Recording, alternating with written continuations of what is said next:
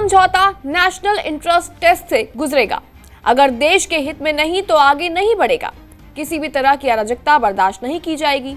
ये सब मैं नहीं बल्कि ये बयान है बांग्लादेश के नए प्रधानमंत्री तारिक रहमान का। दरअसल तारिक रहमान के भारत, चीन और पाकिस्तान तीनों पर तारिक रहमान का सीधा संदेश सामने आया है। आपको बताएंगे कि क्या है तारिक रहमान की भारत, चीन और पाकिस्तान को लेकर असली रणनीति। लेकिन उससे पहले आपको बता दें कि कुछ ही देर में तारिक रहमान बांग्लादेश के प्रधानमंत्री पद के लिए शपथ लेने वाले हैं और राष्ट्रपति मोहम्मद शहाबुद्दीन नए मंत्रिमंडल को शपथ दिला सकते हैं। नमस्कार, स्वागत है आपका जी न्यूज़ के डिजिटल प्लेटफॉर्म पर और मैं हूं आपके साथ कनिष्का मिश्रा। देश की राजनीति में भूचाल आ चुका है। बांग्लादेश में लोकतंत्र जीत चुका है। दरअसल इस बार बांग्लादेश में कट्टरपंथियों को कोई भी जगह नहीं मिली है। काफी समय बाद बांग्लादेश में सामान्य रूप से या यूं कहें लोकतंत्र को ध्यान में रखते हुए चुनाव भी हुए, देश का नया प्रधानमंत्री भी चुना गया और आज नए मंत्रिमंडल के लिए शपथ ग्रहण समारोह भी है। बीएनपी को 2/3 बहुमत मिली है और अब सत्ता की कमान सीधे सीधे तारिक रहमान के हाथ में आने वाली है। और इसी बीच आपको बता दें कि तारिक रहमान ने बिल्कुल साफ शब्दों में कह दिया है कि अब पूरे देश में कानून और पक्की सुरक्षा व्यवस्था होगी। किसी भी तरह की अराजकता बर्दाश्त नहीं की जाएगी। और ऐसे में ये सिर्फ बयान नहीं है बल्कि ये सख्त संदेश है, देश के अंदर भी और देश के बाहर भी।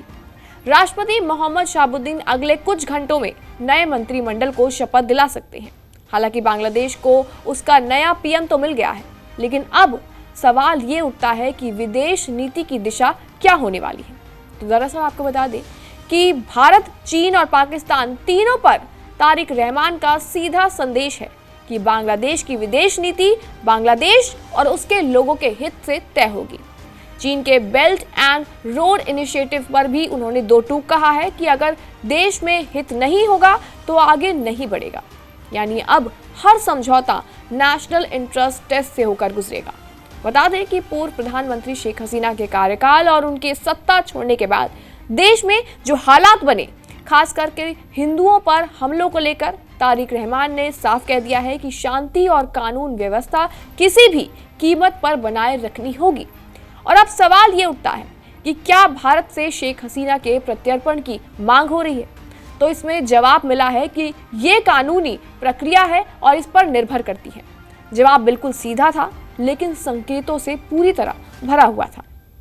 हालांकि आपको बता दें कि अवामी लीग पर लगे प्रतिबंध हटाने को लेकर उन्होंने अभी चुप्पी साधी हुई है, लेकिन ये जरूर कह दिया है कि करीब 50 राजनीतिक दलों में चुनाव में हिस्सा लिया है और राष्ट्र निर्माण के सबके विचार अहम होंगे। अब बात शपथ ग्रहण समारोह की और उसके कानूनी पेच की करते हैं।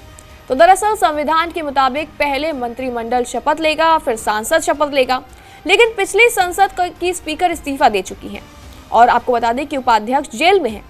और ऐसे में राष्ट्रपति किसी भी अन्य व्यक्ति को शपथ प्रक्रिया संचालित करने के लिए नियुक्त कर सकता है।